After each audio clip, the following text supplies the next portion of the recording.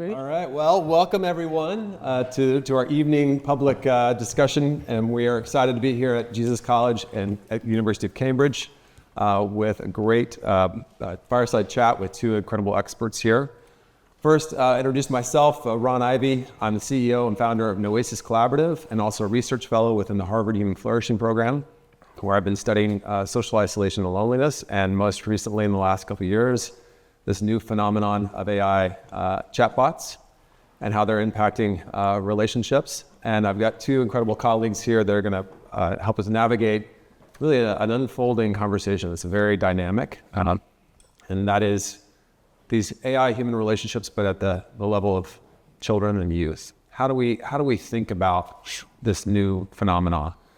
We've been in a day of discussions, private for Chatham House rules, in order to allow a facilitation of different perspectives, deep insight, and kind of look at this perspective from this issue from different perspectives: industry, academia, public policy, philanthropy. But we want to use this time to have a public dialogue to talk through some of the questions that we've been wrestling with today, continue that conversation, and expand a dialogue too with you all, and then share this video. This will not be live streamed, but this will be shared afterwards on our site and with our partners.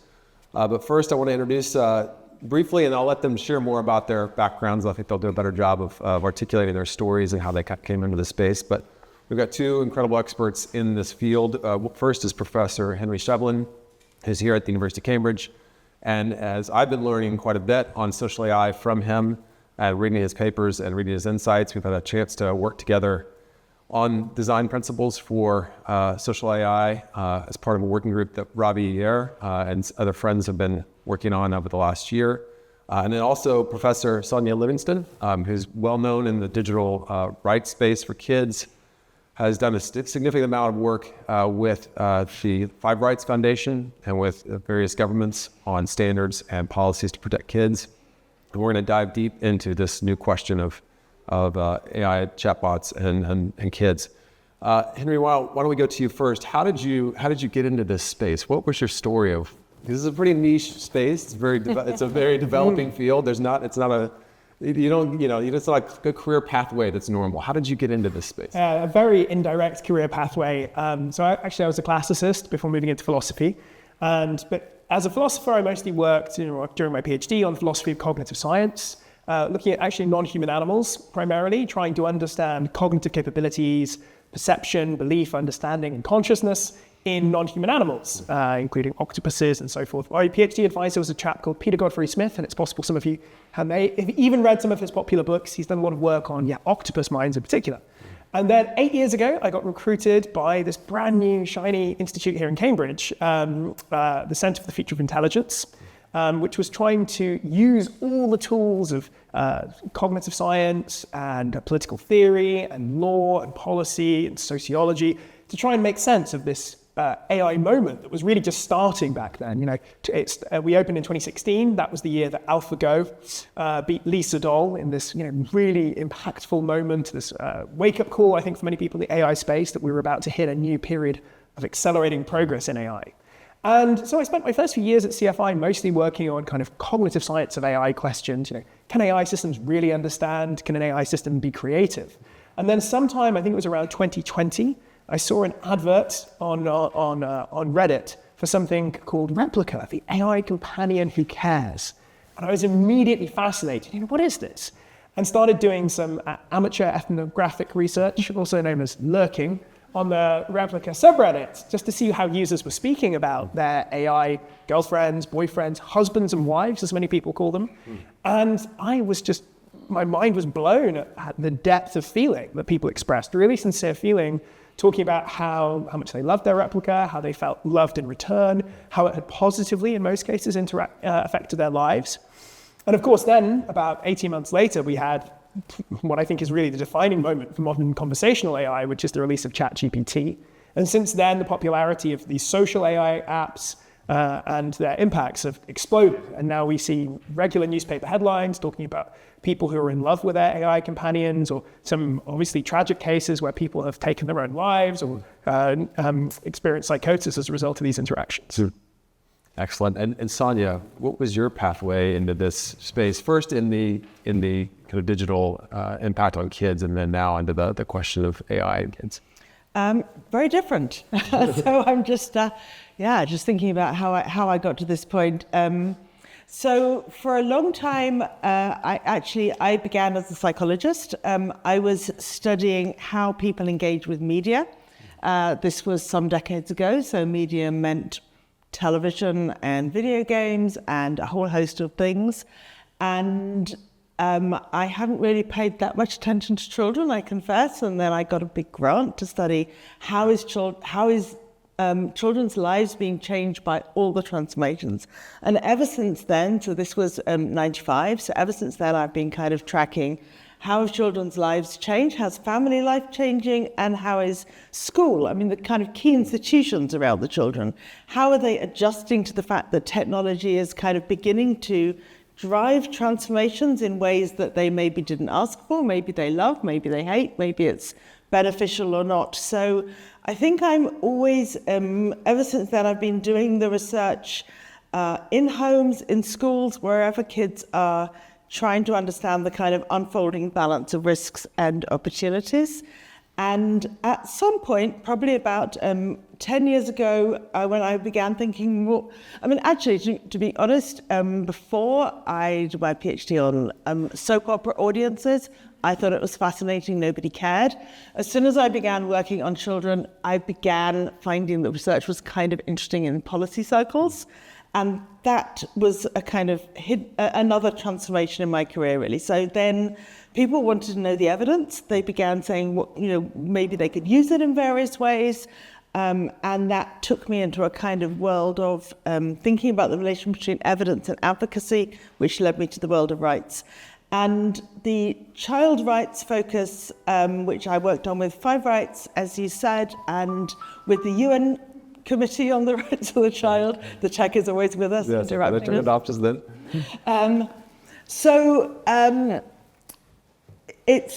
I guess I began, there's a kind of frustration with working with so many different, regulations or spaces or institutions. There seems to me something quite kind of overarching and efficient in a way about thinking about something like the way in which the UN Committee on the Rights of the Child takes responsibility for the Convention on the Rights of the Child, and they were really puzzled by what this digital technology meant. And so we worked on something that it's called a general comment, which is where they kind of set out, how do we apply children's rights in the digital world? So for me, the question was not so much particular technologies as understanding that digital environment the children now grow up in. Children say they are the digital citizens, that's their life, that's their future. And so AI companions, in a way, is the latest in perhaps a long line of possible panics, but possibly transformative phenomena we need to understand. And one of the things we want to do is go back to that question of how those principles and insights on child rights are now applied now in this question. But first, I want to talk to Henry. Part of what we've been wrestling with in the policy space and the research space is how do we talk about this? What's the even framing or the scoping of what these bots are? How do we categorize them? Can you kind of help the audience think about what is social AI and what are the different categories that we're looking at in this particular question about policy? Yeah, nothing could give me greater pleasure as a philosopher than introducing some helpful conceptual jargon to navigate the debate. So a few interesting, I think, useful concepts that'll make sense of this space. So I'm sure lots of people here are familiar with the concept of anthropomorphism, projecting human-like qualities onto things that aren't human. Fundamental historical fact, the term actually comes from ancient Greek philosophy, and it was originally applied to the gods, the idea that we were projecting human-like qualities onto the gods. I think it was Xenophanes of Colophon who was very critical of Homer for his anthropomorphism. And people often use anthropomorphism to describe the way we interact with AI systems, particularly social AI systems. But I think there's a danger in this term of anthropomorphism of only looking at the user side, only thinking about user responses. Sometimes people talk as though users are doing something silly or foolish or misguided in anthropomorphizing AI systems. But I think there are two sides to the coin. And another term, maybe a little bit less easy to say than anthropomorphism, that I've been trying to make happen, is anthropomimesis, the idea that we are designing systems, and big tech is deliberately developing AI systems that are at least superficially human-like in conversational capacities, in behavior.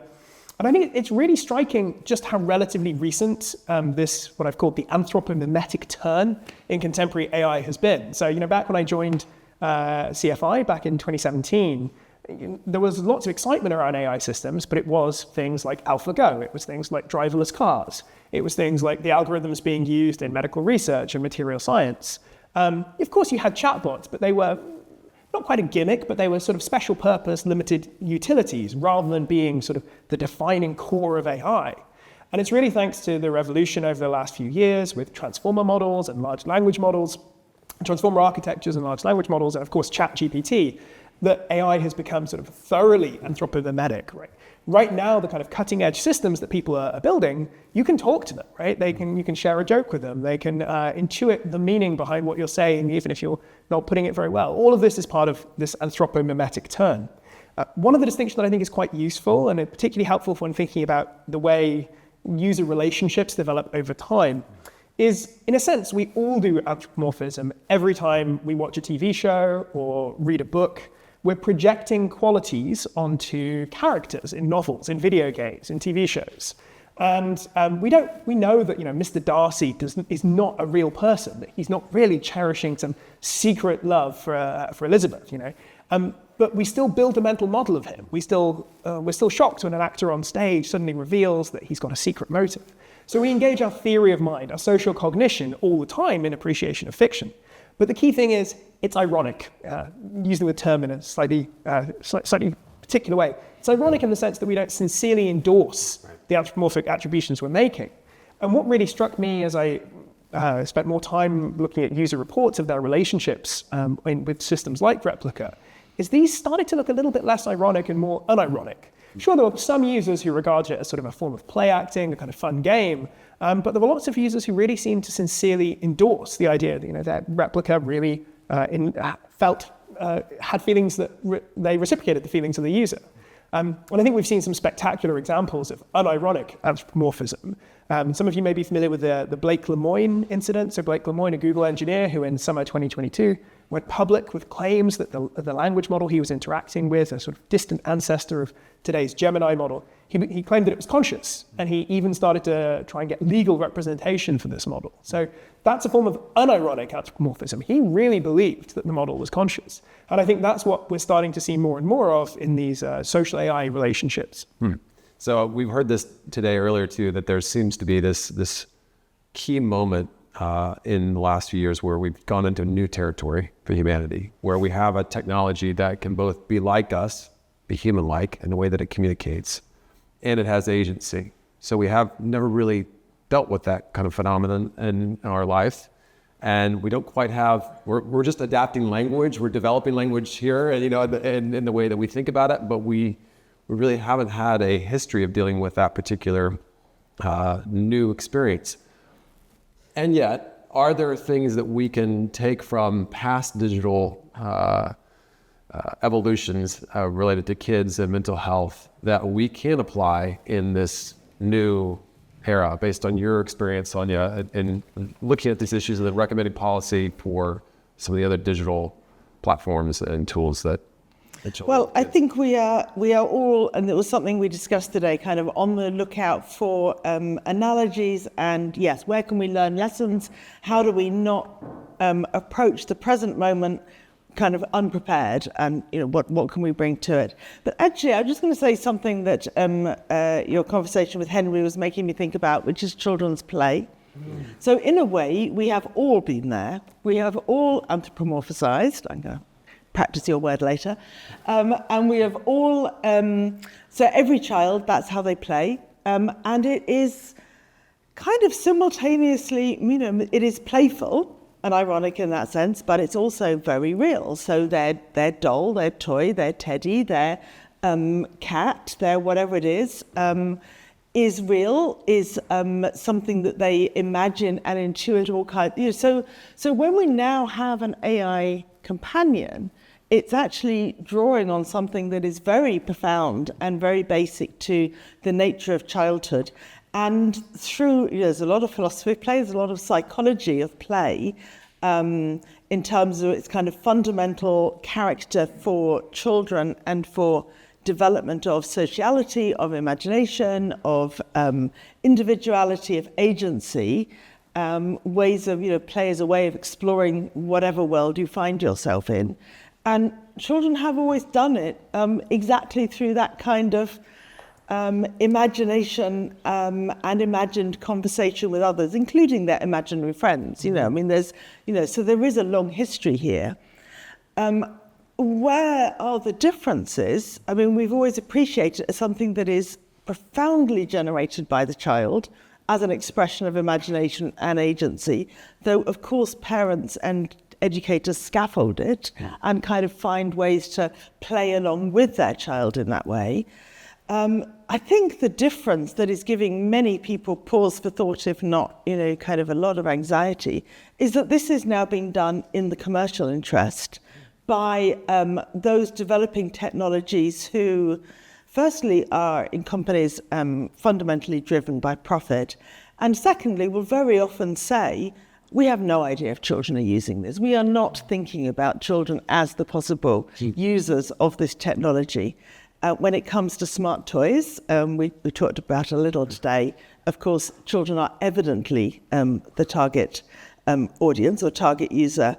But it's that sense that something commercial is entering into what was always a unobserved, private and individual, non-commercial space. And we don't know the interests at stake, and we don't know the kind of accountability of that intervention. So it's not necessarily, let me make sure I understand this. It's not necessarily that the product is built by a commercial entity, because there are plenty of toys that are built by a commercial entity. What I think I hear you saying is that the actual agent that is human-like is being introduced. I have a 2-year-old and a 4-year-old, and I've been doing a lot of play with them and doing some of the activities you're talking about. But the idea of it's introducing a toy in that kind of context. Some are marketing under 5, which is really interesting. That the commercial entity is now embedded inside the toy and has some ability to engage with the agency of that technology and the design of that technology in the way that it relates. Because my kids' current toys that they have, although my kids relate to them, and we all relate together as a family to the toys or to the dolls or whatever, there's not actually a actual communication happening that is influenced by the commercial entity. Is that what you're saying? Yes, I think so. I think there are a number of aspects of, commerce is not a simple thing either. So it means the human-like interlocutor for the child is opaque and not understood by the parent, unlike the teddy bear or the cat. It is motivated to sustain an interaction in ways that are commercially motivated. Longer sustaining is better than saying, you've played with me enough now, off you go outside. The chatbots don't say that. And I guess is not driven by the kind of agency of the child. And that's what we all know about how children play is they play as long as that kind of imaginary vision lasts and is doing something for them, and then they move on. They do something else. They forget about it. It's gone. No. And that, I think that's that sense of the threat to children's agency that is really... Then, there was also, of course, we should discuss a question about reality. How are they going to understand who is human in their life when they're 2 if multiple voices are addressing them, from Alexa to an AI empowered Barbie doll to a friend or a parent? Indeed.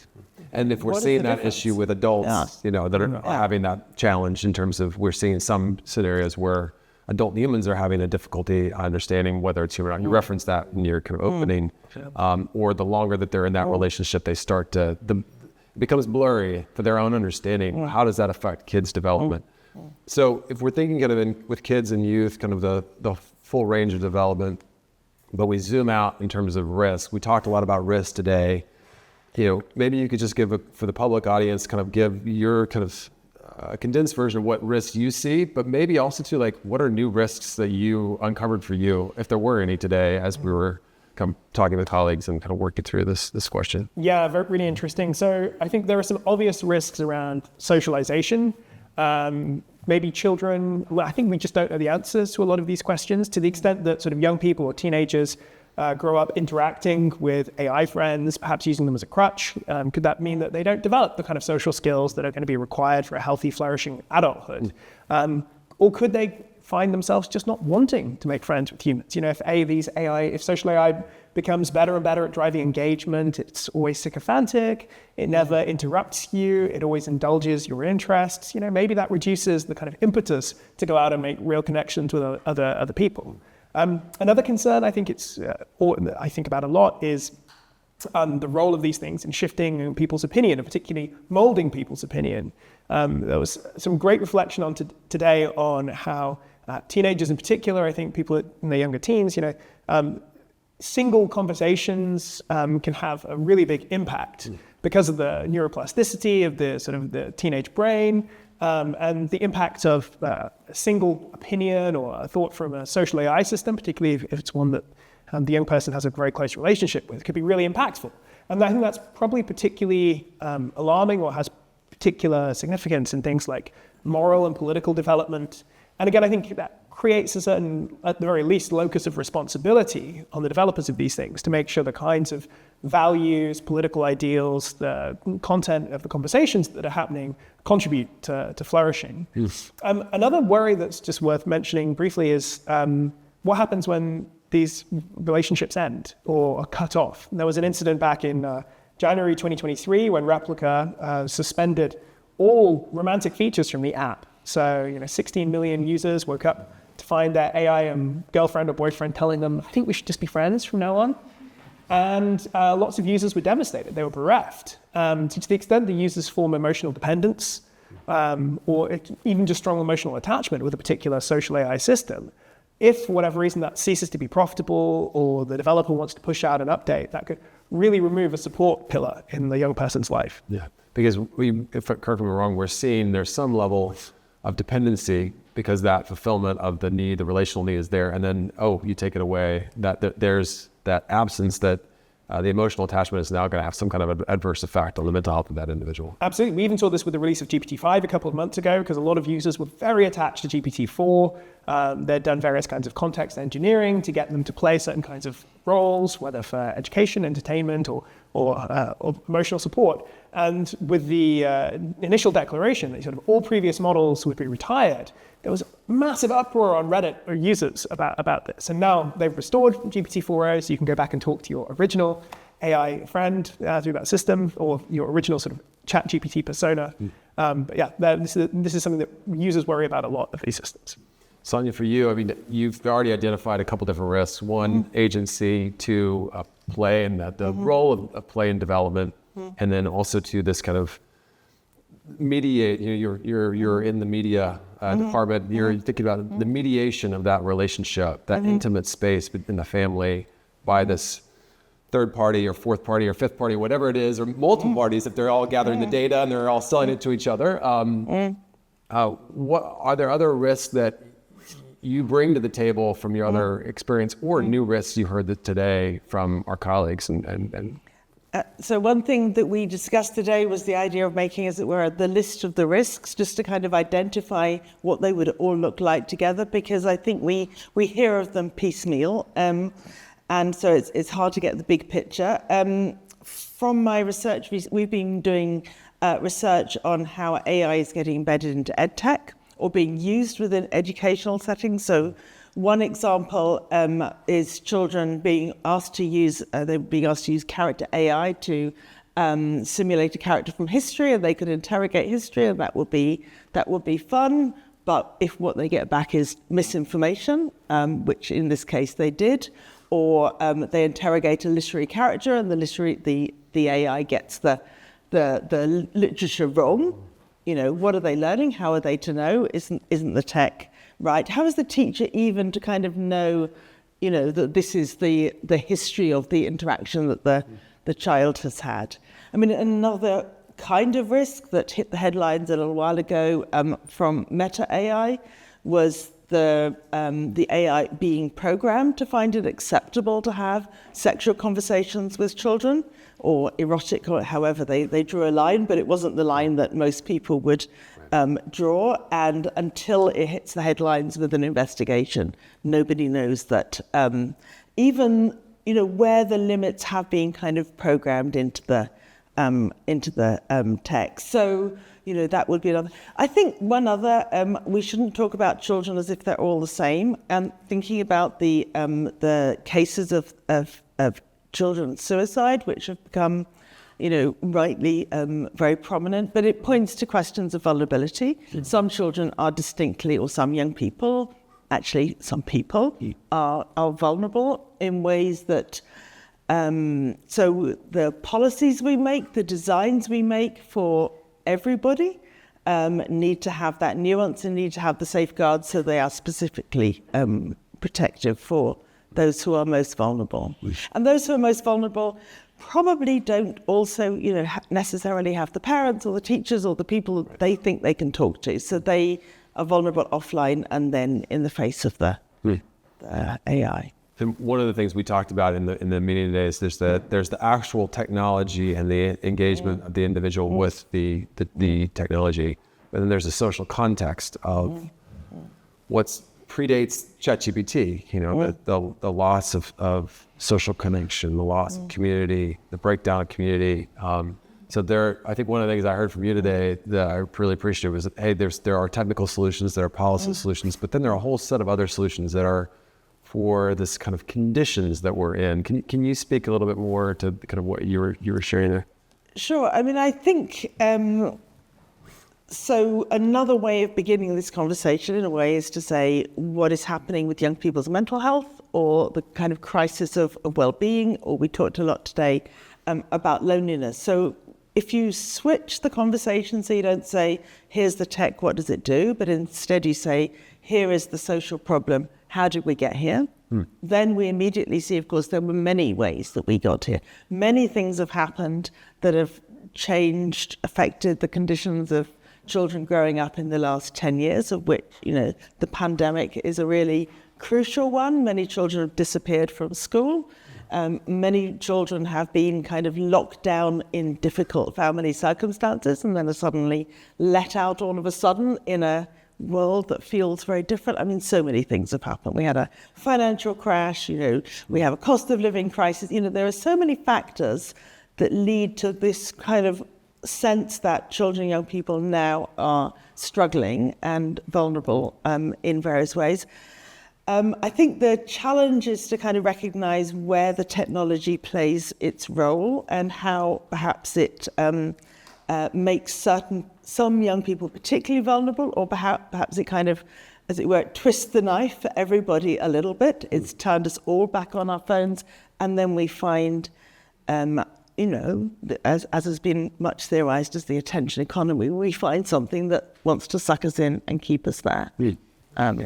We didn't totally get into it. I mean, we touched on the idea of toys today, but if you think about where the design of technology is going, if you see the partnerships, that are happening right now between the product design world and the social AI world, where do you see kind of, I mean, are you seeing a pattern or a direction where AI is going beyond the phone interaction in terms of, there's Friend is a technology that was built that's go around the neck. There's obviously Alexa was kind of an earlier iteration of this, but it's getting more advanced. Or where do you see the way that social AI is changing in the way our physical space in robotics, et cetera? What's the kind of trajectory from the Leverhulme perspective on that? Yeah, really interesting. So I think in many ways people for a long time thought that AI meant robotics. And a lot of debates in this space, a lot of development in this space. Whenever there's a TV segment, whenever I'm talking about ChatGPT on TV, the stock footage in the background is always robots, and that's got nothing to do with the current wave of AI. But I think we have in the last sort of 2 or 3 years started to see real catch up from robotics. That might not take the form that people necessarily think. It may not mean, some your household butler cleaning your kitchen or this sort of thing. But I think the idea of sort of embedded systems, we've already seen a little bit of this with just the voice mode of ChatGPT, the fact that you can now have live video with a lot of LLMs. They are sort of starting to inhabit a shared world with us, increasing agentic capabilities. I've booked multiple hotels now with ChatGPT, to go off and find me a good price on a hotel in the city. So as AI systems are starting to do more in the world, experience more of the world, and I think, we'll also see more embedded devices. So it wouldn't surprise me at all if we start to see sort of little simple household drones and robots with embedded LLMs emerging in the next 2 or 3 years. One thing I think that unfortunately is probably going to be a very, very long way away is an AI system that can really help with large parts of childcare. I think a lot of parents would really appreciate, an AI and a robot that could help you change nappies. But I think we're going to hit super intelligence long before that happens. I've even sort of proposed the nappy test or the diaper test as sort of a much harder version. The Turing test, easy peasy, but a robot that you could reliably change the nappy of like a small child without getting poop everywhere or hurting the child, it still seems like a very long way away. Well, I'm in the diaper stage right now, so there's a certain appeal to that, but then there's also a part of me like, okay, this is part of my duties as a dad. I've got to do this. It's part of the journey of being a dad. So it's that tension of like, I don't know that I want that invading that, and that is a responsibility and a duty that I have. So I'll say one other thing, because I think this question of sort of how much, the question sort of very relevant to AI in very young children, is to what extent it's desirable to have AI involved in helping child rearing purposes. And I whenever I sort of even mention this, a lot of people that look horrified and they sort of start talking about. You might have seen a little bit of that on my face. But I think some parents manage successfully to always be present with their children. No devices in the house. I've got a 5-year-old and 11-year-old, and at some point we gave up. And my 11-year-old now has an iPad. But even when I was a kid, I spent hours each day watching cartoons, Saturday morning cartoons. So I think one question about sort of the role that AI could potentially play in sort of younger children's lives and helping parents, we should ask you sort of, what is it substituting for? If it's substituting for parent-child interaction, that's probably really bad. But if we're talking about replacing passively watching TV or YouTube Shorts or Netflix or Peppa Pig, if we were talking about replacing that with sort of a dynamic ongoing conversation with sort of an Alexa-type robot that could play games with a child, that might actually be an improvement. That might be a more dynamic experience than sitting there passively watching a screen. So we have a lot of research on how children basically don't passively sit and watch screens. And we do have a long history of children, they're often in that world of imagination, and then they play in front of the screen, or after they play the narrative that they watched afterwards. We have lots of research on how children kind of dance around in front of the little children. Actually don't, they dance, right? In front of whatever it is. They watch for a while and then they wander off because traditionally, television has not been so addictive, so they could wander off and do something else and play the game that they were watching. I don't know. So I would just be but I agree with you on the point of what is it displacing, and that's where we kind of ought to come back to what it is that children need. What children need is responsiveness from the adults around them. So that's why I was imagining the changing the nappy moment. I don't know about you, but I don't think it's possible to change a nappy without having your face quite close to the baby's face. Right. And that is like an interaction moment, right? You are looking at, you are looking at them and you're probably talking to them. Yeah. Like you're explaining what you're doing, or you're distracting them, or you're singing a song. So this is actually, so we can call it changing a nappy, or we can call it responsibly interacting with a child. And I appreciate fully that parents are exhausted and don't have enough time. But if you ask them, there's probably other things that could make them a bit less exhausted, that, maybe they'd like someone to clean the floor or do the shopping, and then they could actually have that time for their child. One of the things we had a salon in San Francisco with product developers and researchers like Henry and Sonia, where we were having more of a product conversation.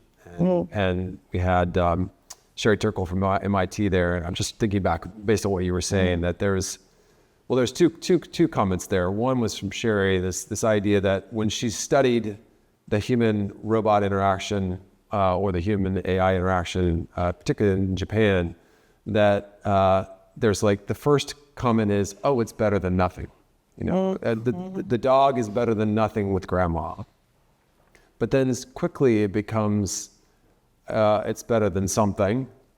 So it's, we're seeing that the chatbot is better at interacting sometimes than us in terms of responding or interacting. I know I don't always respond to texts well. I don't always listen well to my wife. I think she would watch this video and agree with that.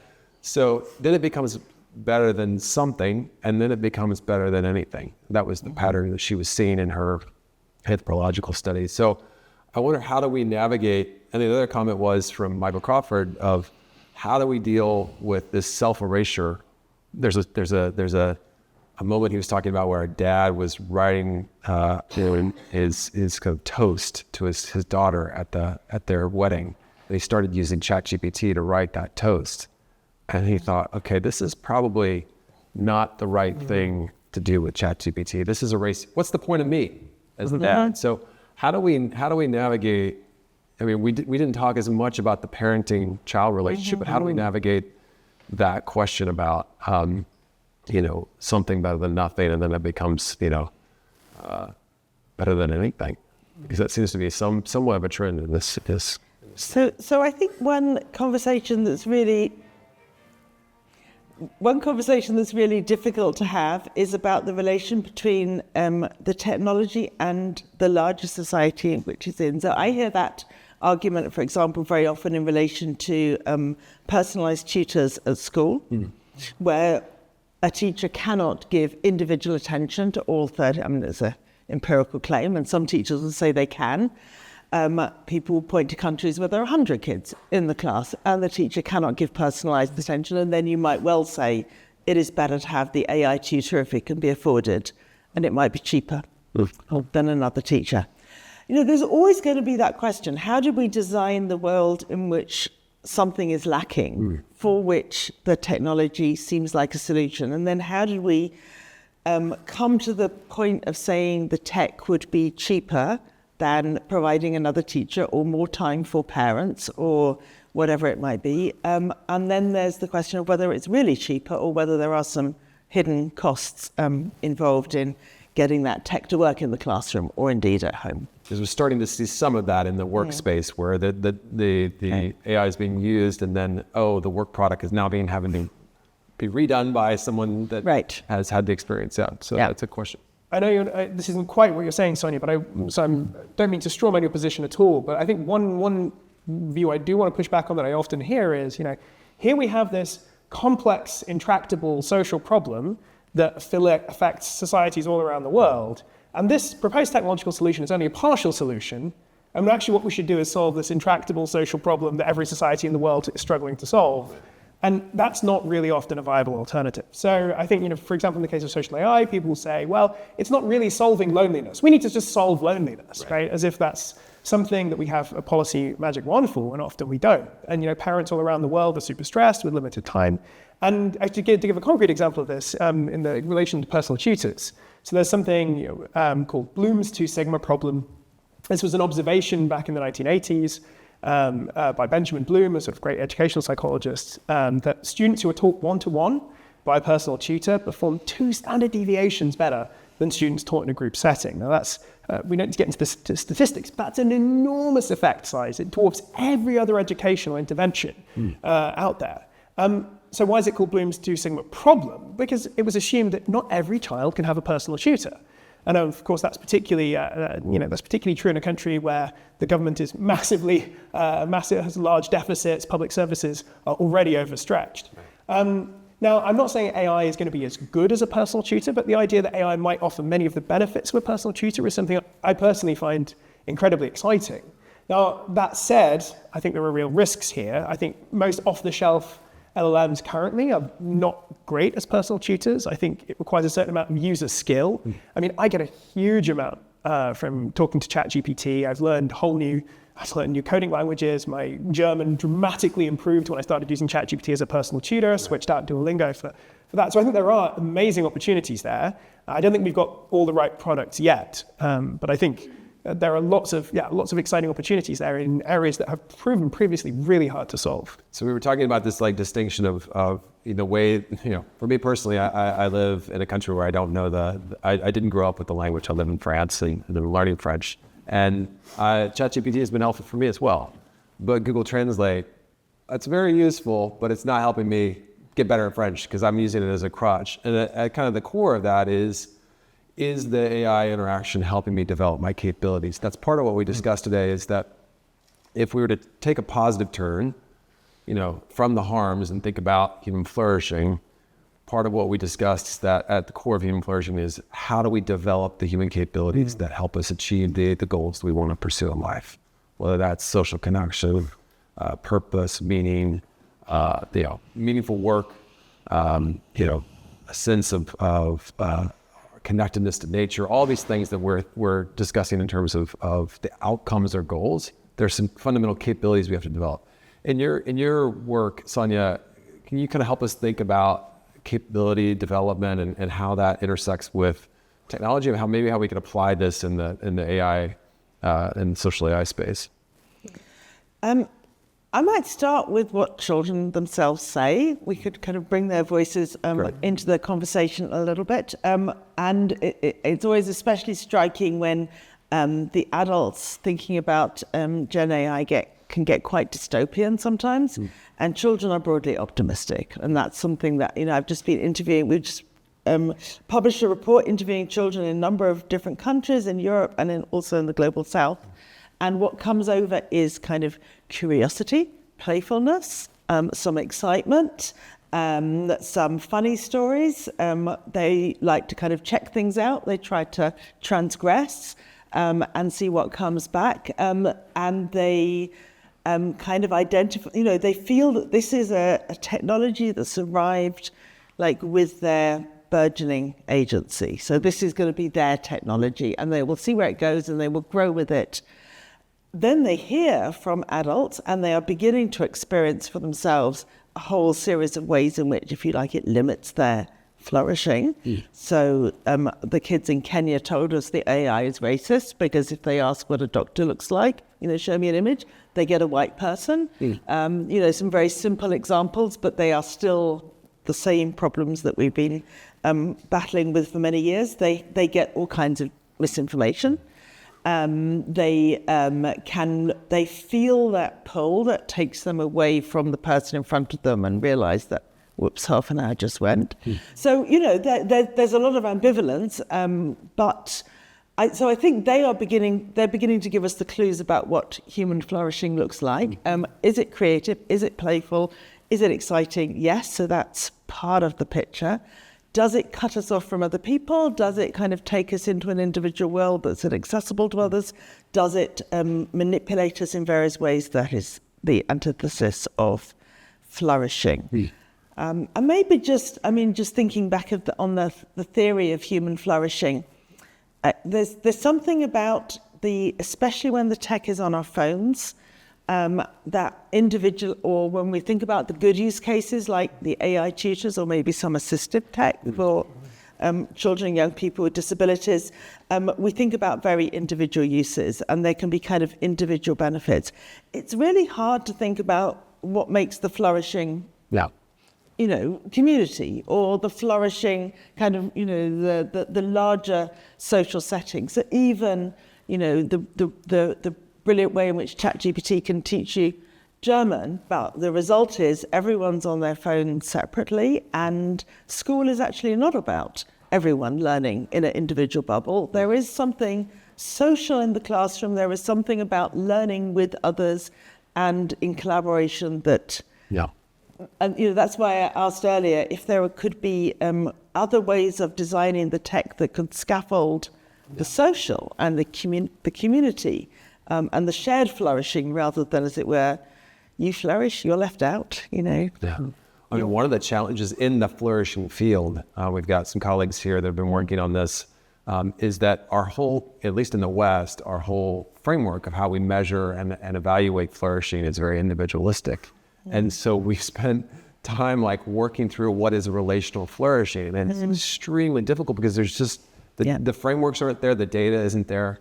And so what I'm hearing you say is that we're here in an educational space that was kind of built on this idea of community and membership and the tutorial experience. One of the things that came up today was like that we heard from students in the videos we were listening is that students are using and engaging study groups and communal experiences, learning less because they're engaging ChatGPT. We heard that both from students and we're hearing it from the educators too. I mean, how do you think about that in terms of social AI and kind of the kind of context of education being a relational context where people are part of the learning is the communal experience? Yeah, I mean, it varies a little bit. I mean, obviously in Cambridge and Oxford, most of my supervisions were one-to-one. It's still relational insofar as it was me interacting with the person, but it's obviously very different from the large-scale classroom. That said, I think if there's one area where I am very concerned about short-term impacts, whilst also being very optimistic about long-term impacts, it is education. I think right now we are desperately flailing to come up with effective policies, redesign learning, redesign the whole way that education works in response to this technology that very few people, basically no one in education saw coming. Yeah. To be fair, very few people in tech saw LLMs coming.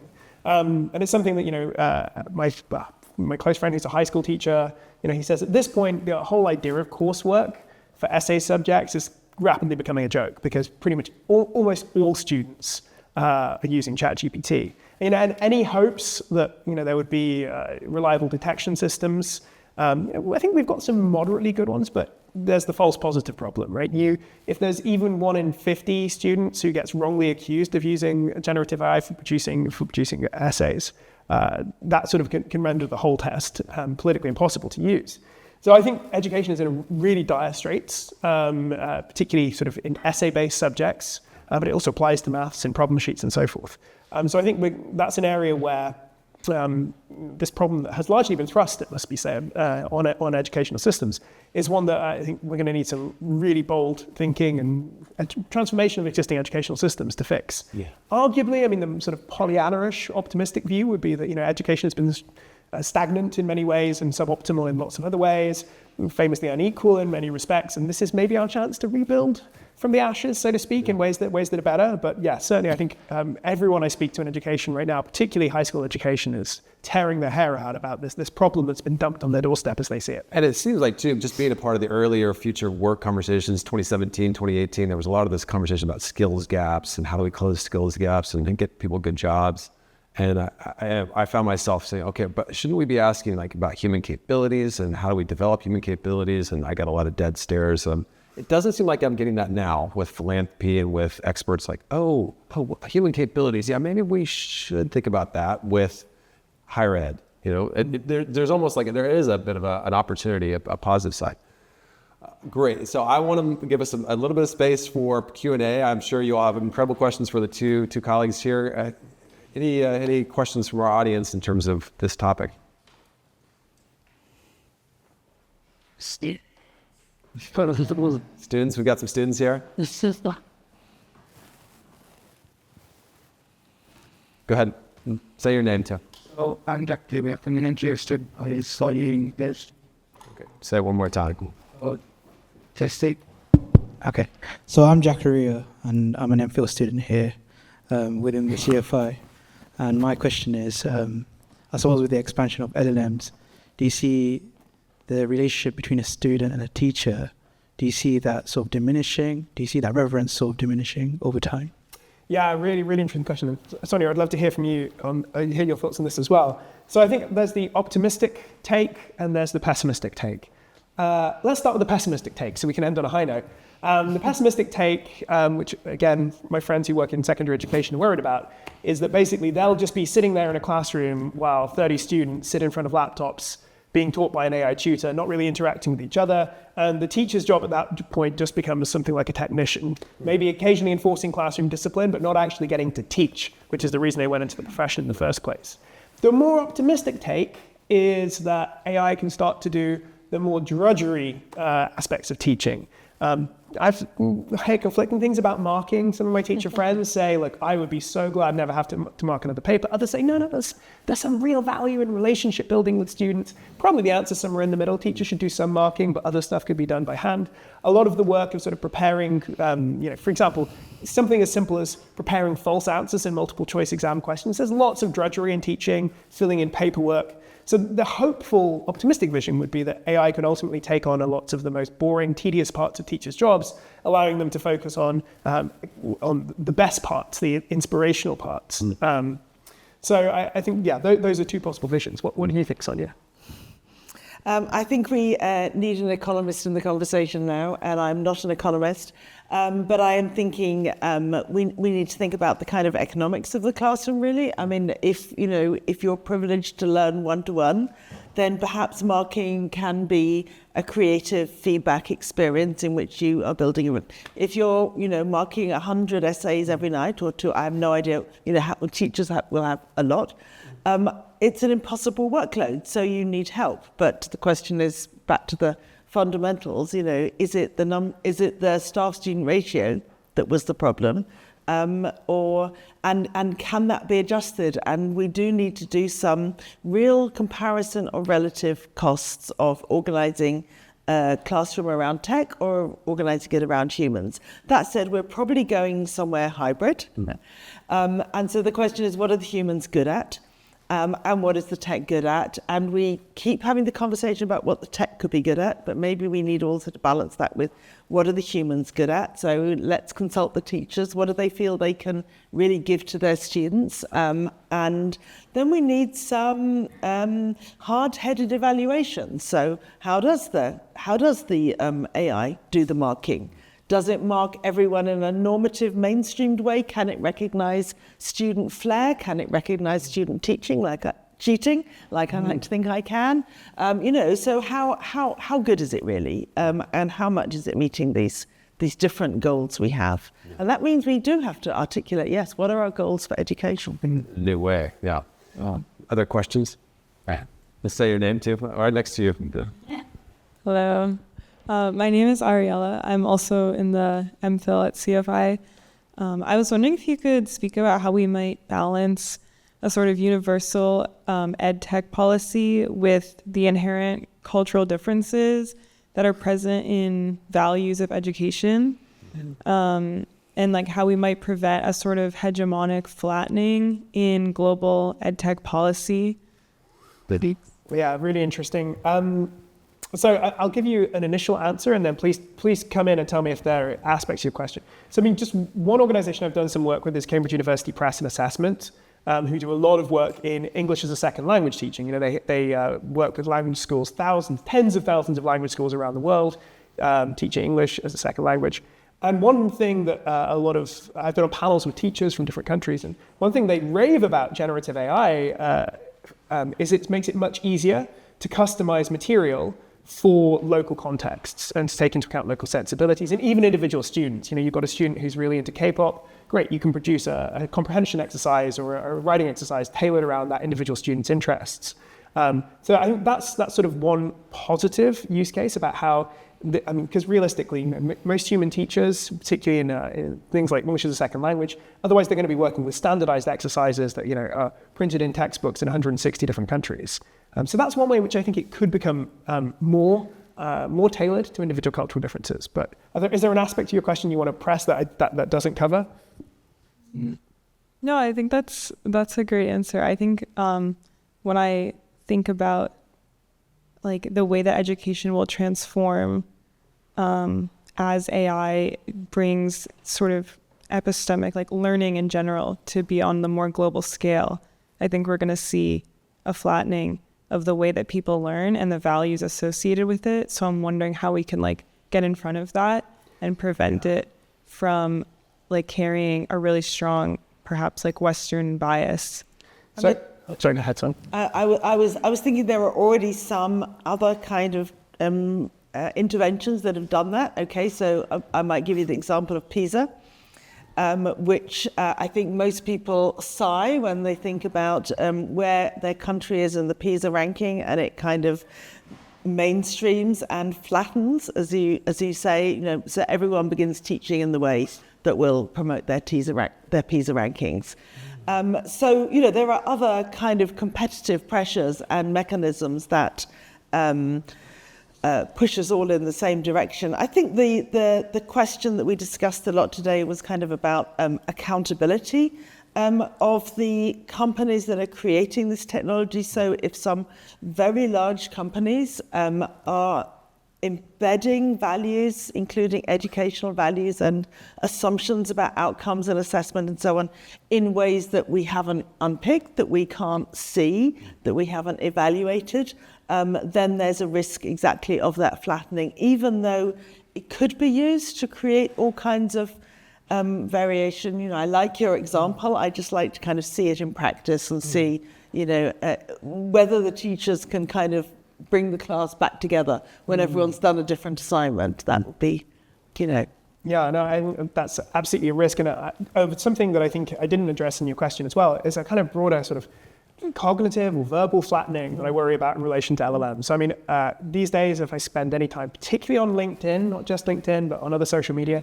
you can start to see this chat GPT-ification of so much of what people say. And sometimes it is literally bots. But I also worry a lot of it is just humans who are writing in that very particular M- style of ChatGPT. It's not just X, it's also Y. So many of these kind of cliches that I worry are becoming a little bit widespread. Now, I am optimistic that some of that is just a technological problem, that as we build models that can exhibit less sort of overfitting on particular kind of linguistic styles and have more flair, more individual variation. But I mean, that's my optimistic hope. But I think right now, ChatGPT, for example, I think is probably influencing writing among students and young people in a way that is leading to homogenization.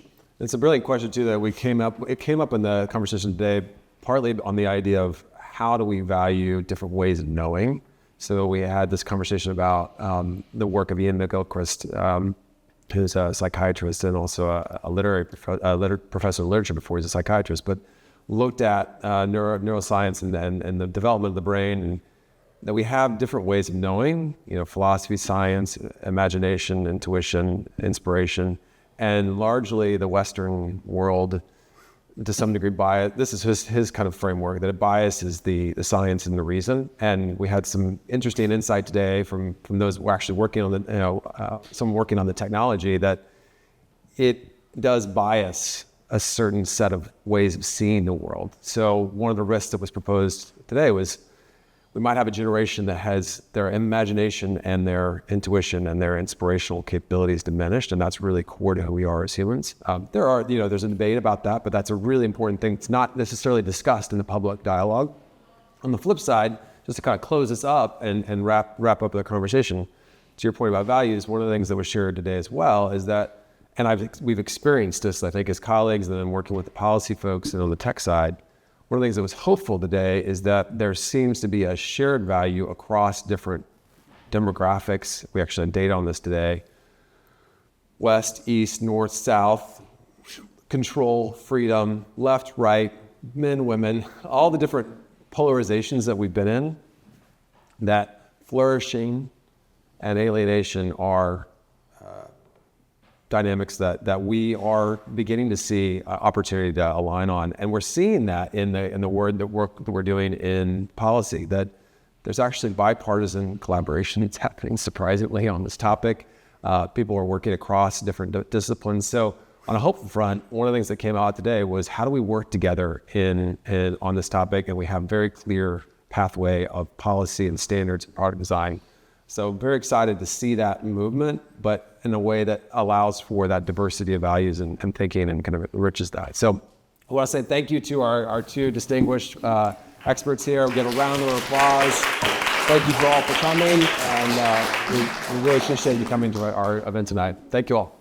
Thank you.